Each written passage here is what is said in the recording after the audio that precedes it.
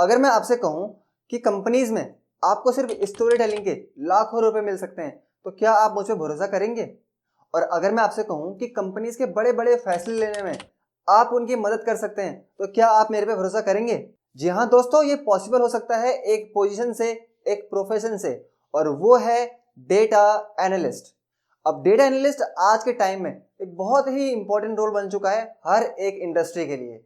ये एक ऐसी पोजीशन है, ये एक ऐसा प्रोफेशन है जिसके जरिए ये चीज़ें भी पॉसिबल हैं। हम कंपनीज के बड़े बड़े फैसले लेने में कंपनीज को मदद कर सकते हैं और साथ ही कंपनी के डेटा को स्टोरी टेलिंग फॉर्मेट में कन्वर्ट कर सकते हैं और कंपनी के लिए बेटर डिसीजन ले सकते हैं। लेकिन यहाँ पे सवाल यह आता है कि आखिर डेटा एनालिस्ट कौन होता है, डेटा एनालिस्ट क्या करता है, कैसे डेटा एनालिस्ट बना जा सकता है और डेटा एनालिस्ट बनने के बाद कितनी सैलरी होती है। तो हेलो दोस्तों, मेरा नाम है मोहित और आज की इस वीडियो में मैं आपको डिटेल इन्फॉर्मेशन देने वाला हूं अबाउट डेटा एनालिस्ट कि डेटा एनालिस्ट क्या होता है, कैसे इसको किया जाए, क्या इसका रोल प्ले होता है और कितनी सैलरी इसको करने के बाद हमें मिल सकती है। तो नो डाउट कि ये वीडियो आपके लिए बहुत ही ज़्यादा इंपॉर्टेंट होने वाली है और वीडियो के एंड तक अगर आप बने रहते हैं तो वीडियो के एंड में बिगिनर्स के लिए कुछ पॉइंट्स हैं कि वो अपने करियर को कैसे स्टार्ट कर सकते हैं एज ए डेटा एनालिस्ट। वो सारे टिप्स, वो सारे पॉइंट्स भी वीडियो के एंड में आने वाले हैं। तो मेक श्योर कि आप इस वीडियो को एंड तक देखें और इस वीडियो का कोई भी पार्ट मिस ना करें। तो चलिए बिना देर किए हुए शुरू करते हैं इस वीडियो को। तो जैसे कि बैकग्राउंड स्क्रीन में आप देख पा रहे होंगे, वो सारे टॉपिक यहाँ पे नोट डाउन है जिनके बारे में आज के इस वीडियो में हम लोग डिटेल्ड डिस्कशन करने वाले हैं।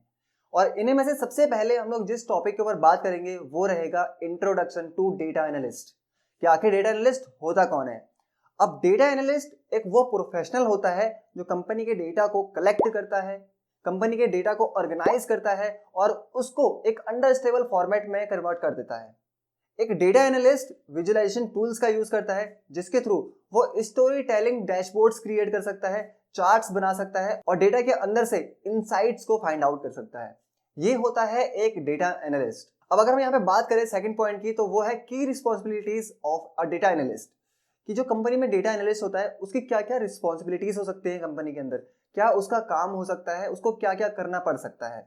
तो अगर मेनली यहाँ पे देखा जाए, हमारी जो कंपनीज होती हैं, कंपनीज में कई जगह से डेटा हम लोग रिसीव करते हैं, यानी हम लोग CSV फॉर्मेट, SQL, एक्सेल, बहुत सारे वेरियस फील्ड्स में डेटा को क्रिएट करते हैं। डेटा एनालिस्ट क्या करता है, उस डेटा को कलेक्ट करता है, उसके बाद वो उस डेटा को ट्रांसफॉर्म करता है एनालाइज करने के लिए, उसको क्लीन करता है जिससे कि थ्रू वो डेटा को आराम से समझ पाए और उसके बाद वो विजुअलाइजेशन टूल्स की मदद से डैशबोर्ड्स क्रिएट कर पाए। डैशबोर्ड्स जिनकी मदद से आप डेटा का इनसाइट फाइंड कर सकते हैं, आप वो प्रॉब्लम ढूंढ सकते हैं जहां पर आपकी कंपनी में कोई प्रॉब्लम आ रही हो और उस प्रॉब्लम के लिए आप एक सॉल्यूशन फाइंड आउट कर सकते हैं। ये होती हैं की responsibilities of a data analyst. अब जो भी हमारे पास रॉ डेटा वेरियस फील्ड्स में से आता है, उनमें से कई सारे ऐसे पैटर्न्स होते हैं जो अनअंडरस्टेबल होते हैं या फिर वो समझने के लिए थोड़ा टफ होते हैं। तो उनको अंडरस्टेबल क्रिएट करना, उनके अकॉर्डिंग रिपोर्ट राइट करना, ये काम भी होता है एक डेटा एनालिस्ट का। और साथ ही डेटा एनालिस्ट के पास स्टैटिस्टिकल के गुड नॉलेज होनी चाहिए जिसके मेथड से वो उसके डेटा को फाइंड आउट कर पाए और उसके अंदर से इनसाइट्स को निकाल पाए। ये सारी की रिस्पॉन्सिबिलिटीज होती हैं एक डेटा एनालिस्ट की। अब इसके साथ हम लोग नेक्स्ट टर्म की बात करते हैं जो कि है skill required for a data analyst. अगर आप एक डेटा एनालिस्ट बनना चाहते हैं तो आपके पास क्या क्या स्किल्स होनी चाहिए इस चीज़ को समझने के लिए। मेनली अगर मैं बात करूं तो आपके पास टेक्निकल स्किल होनी चाहिए, आपके पास एनालिटिकल स्किल होनी चाहिए और साथ ही आपके पास सॉफ्ट स्किल्स भी होनी जरूरी है।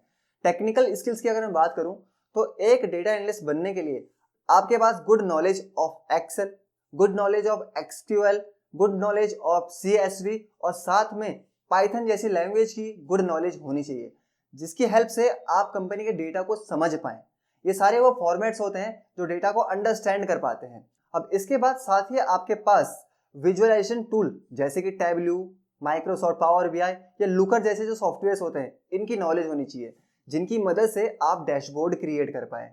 जो इनसाइट्स आपने निकाले हैं, जो भी प्रॉब्लम्स आपने फाइंड आउट करी है, अब उनको कैसे अट्रैक्टिव मोड में शो करा जाए, वो होता है विजुअलाइजेशन टूल की मदद से। और विजुअलाइजेशन टूल्स की नॉलेज होना जरूरी होती है एक डेटा एनालिस्ट के लिए। और साथ ही डेटा एनालिस्ट बनने के लिए आपको डेटाबेस को समझना आना चाहिए और जो वेयर हाउसिंग कॉन्सेप्ट होते हैं उनको भी समझना आना चाहिए।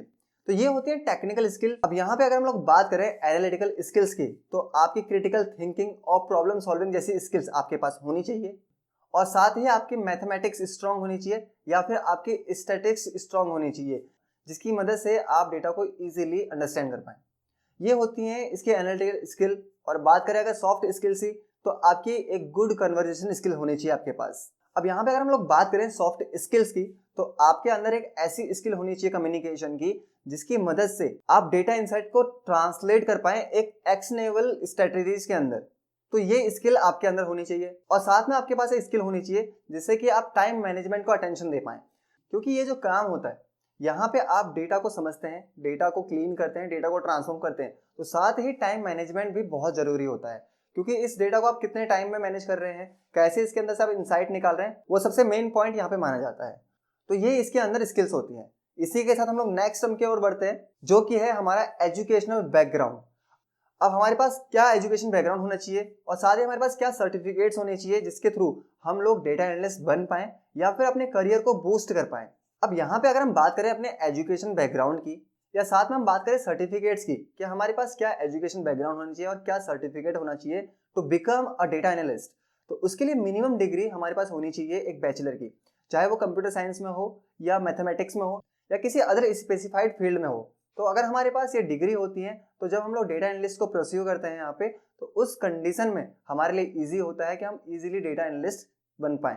अब यहाँ पे अगर हम सर्टिफिकेशन की बात करें, तो कई सारे ऐसे सर्टिफिकेशन हैं जो आपके डेटा एनालिस्ट करियर को बूस्ट कर सकते हैं। जैसे एग्जांपल के लिए यहाँ पे है गूगल डेटा एनालिस्ट सर्टिफिकेट्स, साथ में यहाँ पे है Microsoft certified data analyst associate, और साथ में यहाँ पे है टैबलू डेस्कटॉप स्पेशलिस्ट और IBM data analyst professional certificate. ये कुछ ऐसे सर्टिफिकेट हैं, अगर आपके पास ये होते हैं तो आप जब भी एक डेटा एनालिस्ट के लिए परस्यू करते हैं किसी कोर्स के लिए, तो उस कंडीशन में आपके करियर को बूस्ट करने में ये सारे सर्टिफिकेट आपको मदद करते हैं। तो इसी के साथ हम लोग बात करते हैं नेक्स्ट टर्म की, जो कि है career path and growth opportunities. तो यहाँ पे हमारे पास कई सारी अपॉर्चुनिटीज होती हैं जिससे कि हम लोग as a data analyst work कर सकते हैं, जहाँ पे एंट्री लेवल, मिड लेवल और सीनियर लेवल जैसे अलग अलग फॉर्मेट्स होते हैं, अलग अलग पोजीशंस होती हैं जहाँ पे हम काम कर सकते हैं। अब हम एज ए फ्रेशर, अगर हम as a fresher data analyst जाते हैं तो हम लोग किस पोजीशन के ऊपर काम कर सकते हैं, तो एंट्री लेवल में हम लोग as a junior data analyst काम कर सकते हैं और हम लोग एक रिपोर्टिंग एनालिस्ट के तौर पे काम कर सकते हैं। और अगर हमारे पास एक एक्सपीरियंस है 3 to 5 ईयर्स का, तो उस कंडीशन में हम लोग एज ए डेटा एनालिस्ट या फिर हम लोग एज ए बिजनेस एनालिस्ट काम कर सकते हैं। और इसी के साथ अगर हमारा ये एक्सपीरियंस बढ़ता है तो हम लोग as a senior data analyst या डेटा इंजीनियर के तौर पे कंपनीज में काम कर सकते हैं और कंपनीज के डेटा के इनसाइट्स को फाइंड आउट कर सकते हैं। तो इसी के साथ हम लोग बढ़ते हैं अपने नेक्स्ट टर्म के साथ, जो कि है इंडस्ट्रीज हायरिंग डेटा एनालिस्ट। वो कौन कौन सी इंडस्ट्रीज है जिनमें एज ए डेटा एनालिस्ट आप वर्क कर सकते हैं। तो यहाँ पे कुछ कॉमन कैटेगरीज हैं जिनमें आप एज ए डेटा एनालिस्ट काम कर सकते हैं, जो कि है health care, finance, marketing, retails. ऐसी बहुत सारी कंपनीज हैं, ऐसी बहुत सारी इंडस्ट्रीज हैं जहां पर आप एज ए डेटा एनालिस्ट काम कर सकते हैं और अपने करियर को इंप्रूव कर सकते हैं। तो ये तो हो गई इंडस्ट्रीज। अब इसके बाद हम लोग बात करते हैं यहाँ पे कि एक डेटा एनालिस्ट को कंपनीज में कौन कौन से चैलेंजेस फेस करने पड़ते हैं, क्या क्या उसको काम करना पड़ता है और कौन कौन सी प्रॉब्लम्स उसको फेस करनी पड़ती हैं। तो यहाँ पे कई सारी प्रॉब्लम्स डेटा एनालिस्ट के तौर पे आती हैं। अब एज ए डेटा एनालिस्ट आपको कंपनीज में बहुत सारे चैलेंजेस भी फेस करने पड़ते हैं, जैसे कि आपको इनकम्प्लीट या इनकंसिस्टेंट डेटा के साथ डील करना पड़ता है, आपको डेटा की सिक्योरिटी को मेंटेन करके रखना पड़ता है, और साथ में आपको लार्ज डेटा मैनेज करना पड़ता है, और आपको साथ में टेक्निकल और बिजनेस रिक्वायरमेंट्स को भी मैनेज करके चलना पड़ता है। तो ये सारे वो चैलेंजेस हैं जो फेस करनी पड़ती हैं एक डेटा एनालिस्ट को। तो इसी के साथ हम लोग बात करते हैं नेक्स्ट टर्म की, जो कि है salary of A data analyst, कि अगर आप कंपनी में काम करते हैं तो एज ए डेटा एनालिस्ट आपकी क्या सैलरी हो सकती है। तो यहाँ पे जो सैलरी होती है डेटा एनालिस्ट की, वो अलग अलग लेवल के ऊपर होती है। एक होती है एंट्री लेवल, एक होती है मिड लेवल और एक होती है सीनियर लेवल। जहाँ पे हम लोग अगर एंट्री लेवल की बात करें तो वहाँ पे आप एज ए फ्रेशर जाते हैं, आपने न्यूली कोर्स कंप्लीट किया होता है और आप एज ए फ्रेशर किसी कंपनी में काम करते हैं। तो वहाँ पे जो आपका सैलरी पैकेज होता है वो होता है 4 to 6 LPA। अब वो डिपेंड करता है कि आपकी स्किल्स कितनी है और उस बेसिस पे आपकी कितनी मंथली सैलरी होगी या कितना आपका ईयरली LPA होगा। वो सब कुछ डिपेंड करता है स्किल्स और नॉलेज के ऊपर। इसके बाद हम लोग बात करते हैं मिड लेवल की, जहाँ पर आपके पास मिनिमम 3 to 5 ईयर्स का एक्सपीरियंस होता है। वहाँ पे आपकी जो सैलरी होती है वो होती है 6 to 12 LPA। यहाँ पे आपके एक्सपीरियंस होना चाहिए 3 to 5 ईयर्स और साथ में आपके पास सॉफ्टवेयर की गुड नॉलेज होनी चाहिए।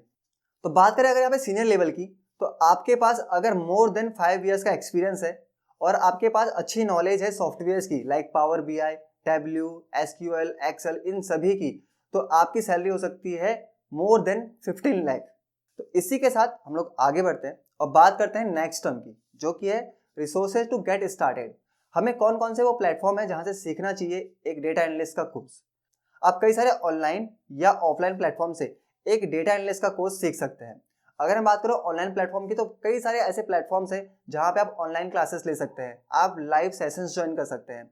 अगर मैं पॉपुलर रिसोर्सेज की बात करूं, जैसे कोर्सेरा है, यूडेमी है, EDX है, लिंक्डइन लर्निंग है, इन प्लेटफॉर्म से आप डेटा एनालिस्ट का कोर्स परस्यू कर सकते हैं। अगर इसी के साथ मैं बात करूं तो आप बुक्स भी पढ़ सकते हैं। मैंने यहाँ पे जो रिसर्च की है उसके अकॉर्डिंग मुझे 2 बुक्स मिली हैं, जो कि हैं पाइथन फॉर डेटा एनालिस्ट और यहाँ पे एक बुक है स्टोरी टेलिंग विथ डेटा। अगर आप जाएंगे तो आप ऑनलाइन भी आपको ये दोनों के दोनों बुक्स मिल जाएंगे और ऑफलाइन स्टोर से भी आप इन बुक को परचेज कर सकते हैं, जहां पर आप जब डेटा एनालिस्ट का कोर्स कर रहे होते हैं तो वहां पर ये बुक्स आपको हेल्प करती हैं। अब इसी के साथ आपको कम्युनिटीज भी ज्वाइन करनी चाहिए, जैसे कैगल है, रेडिट है, डेटा कैंप है, जिनसे कि आपको एक्सपीरियंस पर्सन से टिप्स मिल सकें और आप उनसे कुछ चीजें सीख पाए। तो इसी के साथ हम लोग बात करते हैं आज के इस वीडियो के लास्ट पॉइंट की, जिसमें हम लोग कुछ टिप्स देखने वाले हैं कि अगर हम लोग एक डेटा एनालिस्ट के तौर पे अपने करियर को लेके चलना चाह रहे हैं तो हमें किन किन पॉइंट्स का ध्यान रखना चाहिए, हमें किन किन पॉइंट्स को फॉलो करना चाहिए। मेनली अगर मैं बात करूं यहाँ पे, सबसे पहले तो आपने अगर जो भी डेटा एनालिस्ट का कोर्स किया है उसके बाद आपको अपना एक स्ट्रॉन्ग पोर्टफोलियो क्रिएट करना चाहिए। जो भी आपके रियल वर्ल्ड प्रोजेक्ट्स होते हैं उसके बेसिस पे आप अपना एक पोर्टफोलियो क्रिएट कीजिए। उसके बाद अगर मैं यहाँ बात करूं तो आप जितने भी कॉम्पिटिशन्स होते हैं डेटा एनालिस्ट से रिलेटेड ऑनलाइन या ऑफलाइन, आप उनमें ज्वाइन कीजिए। और साथ में आपको जो प्रोफेशनल्स होते हैं डेटा एनालिस्ट के, उनके साथ नेटवर्क में रहना चाहिए। लाइक आप उनसे लिंक्डइन या डेटा मीटअप्स जैसे प्लेटफॉर्म से कनेक्ट हो सकते हैं। और इसी के साथ आपको डेटा एनालिस्ट की जो इंडस्ट्री होती है इसके साथ कनेक्टेड रहना चाहिए, अपडेटेड रहना चाहिए। जितने भी टूल्स आते हैं उनके बारे में आपको जानकारी होनी चाहिए।